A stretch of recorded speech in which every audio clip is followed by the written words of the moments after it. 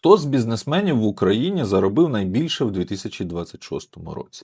Open Data Bot опублікував рейтинг бізнесменів за їхньою звітністю за 2026 рік. І в сьогоднішньому ефірі на нашому радіо UA Чикаго я буду, власне, його аналізувати. Хочу озвучити вам ці дані і прокоментувати їх.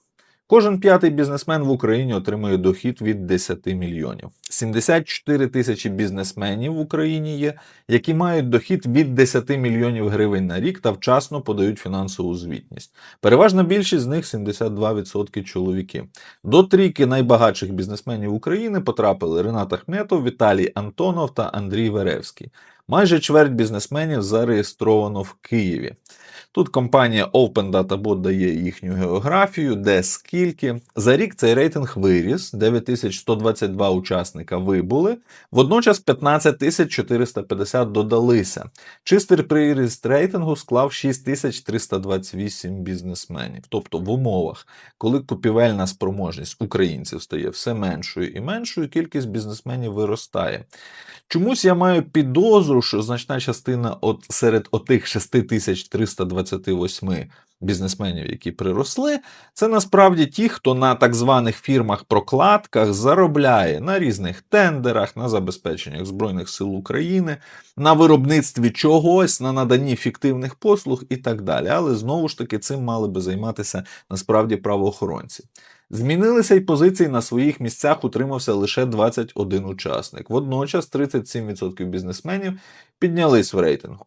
Майже чверть всіх бізнесменів зареєстровані в Києві, 16230. Власне, це логічно, тому що в столиці якраз відбувається сплата податків, і навіть великі компанії, до прикладу, компанії Рината Ахметова, вони завжди були зареєстровані в Києві і, відповідно, сплачували податки тут. Бізнес працює в середньому сегменті великого бізнесу. 79% мають дохід від 10 до 100 мільйонів. Ще 19% генерують від 100 мільйонів до 1 мільярда, і лише 2% – це справжні гіганти з доходом понад 1 мільярд гривень. От такі дані. І тепер ми підходимо, власне, до найцікавішого.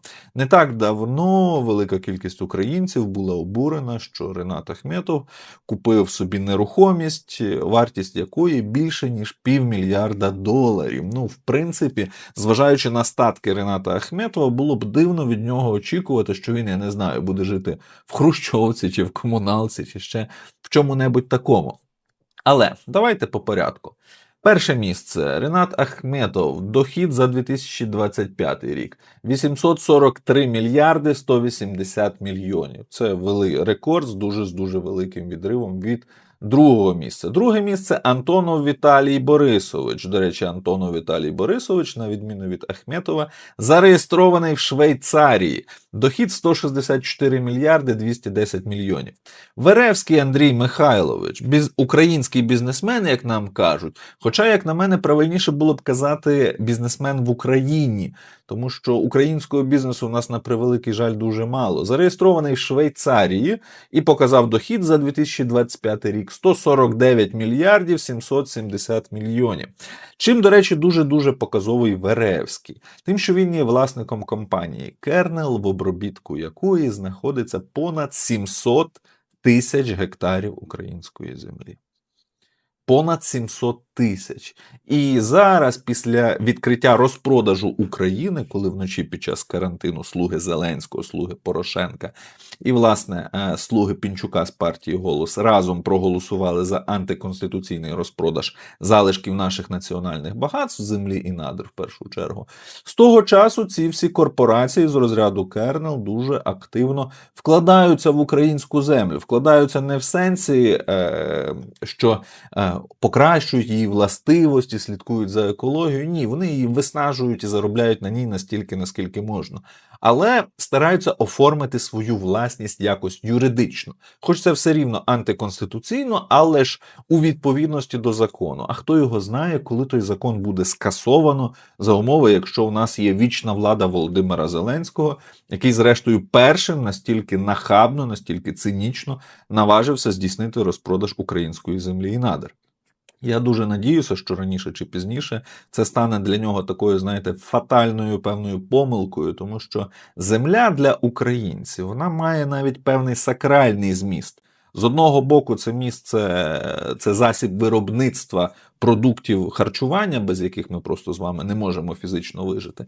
З іншого боку, так склалося історично і ментально, що ми дуже сильно пов'язані з землею. І навіть якщо ви візьмете карту розселення української діаспори в світі і співставите її з картою чорноземів в світі, то ви будете досить таки сильно здивовані. До речі, якщо ми, до прикладу, говоримо про те, що ми крокуємо в Європу, і, відповідно, європейські стандарти і так далі, то таких, як Веревський, в Європі немає. Середня величина так званого агрохолдингу в Європі складає близько 800 гектарів. Вважається, що саме це найбільш оптимально з точки зору рентабельності.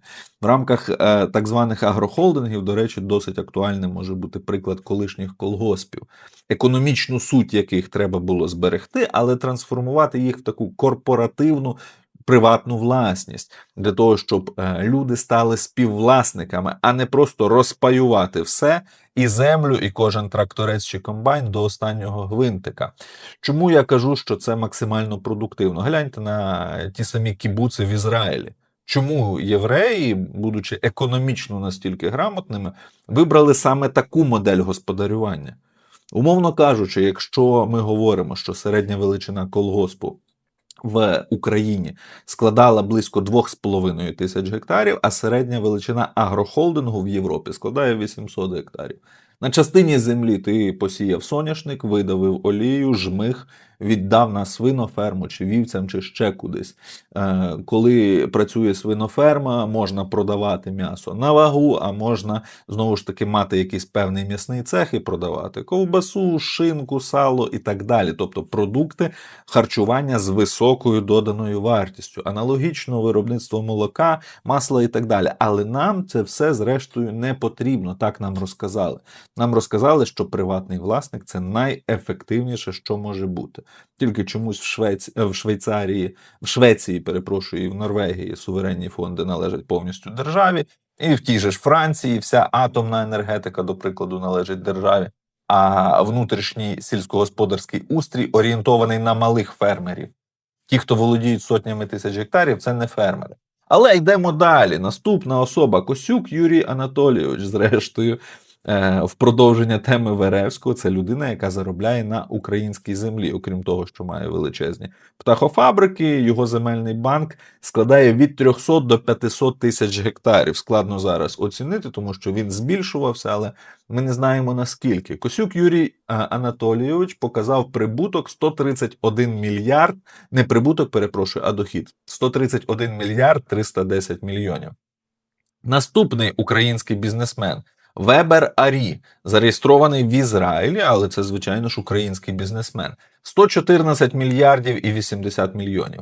Наступний український бізнесмен Костельман Володимир Михайлович, зареєстрований в Україні. Прибуток 94 мільярди і 90 мільйонів за 2025 рік. Перепрошую, не прибуток, а дохід, тому що там прибуток може суттєво відрізнятися. Порошенко Олексій Петрович, Україна, прибуток 75 мільярдів 140 мільйонів. І знову ж таки, за абсолютно випадковим збігом обставин, Порошенко є одним із найбільших землевласників в Україні. В його обробітку так само вже давно було поза 300 тисяч гектарів.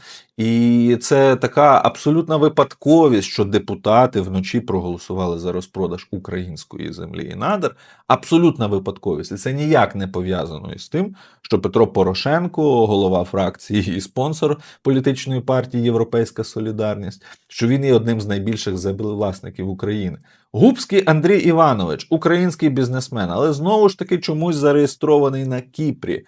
Прибуток, дохід за 2025 рік 71 мільярд 800 мільйонів.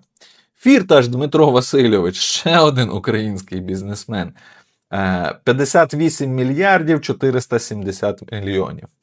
Івахів Світлана Володимирівна на 10-му місці, зареєстрована в Монако, ще одна українська бізнесменка, показала дохід за 2025 рік 46 мільярдів 850 мільйонів гривень. Не всім в Україні живеться погано, як бачите, багато хто скажімо так, показує, що Україна могла би при певних обставинах кредитувати МВФ, а не навпаки. І навіть в умовах війни мають можливість заробляти і заробляти добряче. Питання тільки полягає в тому, що із цих топ-10 по доходах за 2025 рік жоден з них не придумав жодної інновації. Ну, от, умовно кажучи, візьмемо ми Сполучені Штати Америки, візьмемо, не знаю, Microsoft, візьмемо Apple, візьмемо компанії Ілона Маска. Висока додана вартість, найвища додана вартість, яка існує зараз, вона побудована на інноваціях в сфері високих технологій. Тут, в принципі, зрозуміло, де вони отримували. Хоча, знову ж таки, якщо ми візьмемо Білла Гейтса, то є чимало питань, до прикладу, до його стартового капіталу. І зрештою, навіть той самий Ілон Маск, якби йому не дали федерального кредиту в свій час, то хто знає, чи він би піднявся. Ну і знову ж таки контракти з НАСА і не тільки. Тобто питань є досить багато, але в будь-якому випадку висока додана вартість побудована на інноваціях. Яку інновацію впровадив Ренат Ахметов? Інновація полягає в тому, щоб неефективні підприємства, які генерують енергію, облгази, обленерго, перейшли у його власність і стали ДТЕК. І після того вони стали ефективні, і Ренат Леонідович показує за 2025 рік 843 мільярди доходів. Ну і купує собі одну з найбільших яхт в світі, і купує собі в Монако нерухомість на 500 з лишнім мільйонів доларів.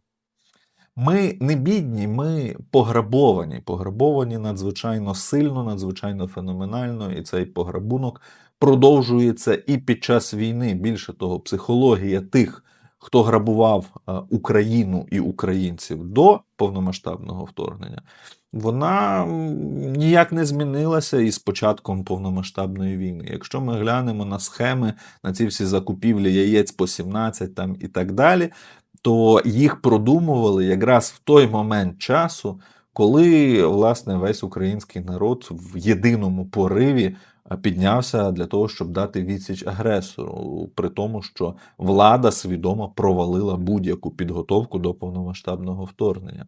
Ці речі треба усвідомлювати, тому що великий бізнес – це добре, а олігархія – це дуже погано. Великий бізнес від олігархів відрізняється тим, в першу чергу, двома речами, насправді. Перша річ – це первинне джерело багатства. Звідки було взято первинний капітал? От чесно він з'явився чи не чесно? От коли в 90-х робили прихватизацію, яким чином наші найбільш ласі шматки промисловості, національного багатства опинялися в конкретних руках? Отак пощастило просто? Чи це все було з самого початку зрежисовано? Джерело первинного багатства. І друге – це прив'язка до політики, прив'язка до бюджетних потоків. Природні монополії в вигляді електроенергії, в вигляді газу – це все вписується, власне, в ці критерії. Це ключові відмінності, тому що немає там якоїсь бізнесової геніальності. Зате є інше. Зате є влада, є вплив і є надзвичайний цинізм. Знову ж таки, якщо ми візьмемо тих самих олігархів, то, до прикладу, Ренат Ахметов, на відміну, до речі, від більшості олігархів, він дуже грамотно вибудовує свою команду. І вже впродовж десятиліть його менеджери є дійсно високоякісними професіоналами, які проходять навчання в західних університетах, в Лондоні, в Нью-Йорку, і які дійсно володіють досить таки великими знаннями. Але, знову ж таки, первинне джерело і, знову ж таки, прийняття відповідного закону про енергоринок України, який фактично сам по собі вже є лобістом інтересів того ж Рената Ахметова і йому подібних. Зрештою, зараз навіть ми маємо ситуацію, коли режисери «Слуги народу», які там були, можливо, навіть не на провідних ролях, зараз мають можливість купувати електроенергію, вироблену, згенеровану енергоатомом, який перебуває в державній власності, і перепродавати його комунальним підприємствам, отримуючи сотні мільйонів гривень на рік. Це абсолютно реальні схеми, які зараз існують, і нам з розумним виглядом всілякі Героси, які є там головами комітетів, всілякі Галущенки, які були міністрами енергетики, яких зараз судять в рамках справи про плівки Міндіча, нам з розумним виглядом розкажуть, ну а що ж, це все законно. Так само законно зараз нам просувають так звану зелену енергетику, де з самого початку надлишковий тариф для нас насправді закладено в цінник. Тобто населення буде платити за інвестиції дуже-дуже потужним менеджерам і великим бізнесменам з розряду Кудрицького. Ось така новина станом на зараз. Ну, я думаю, що список тих, хто показав найбільший дохід за 2025 рік, є дуже-дуже показовим. Подібно до того, що ми маємо владу в Україні, але не маємо української влади, в принципі, в бізнесі ситуація достатньо схожа.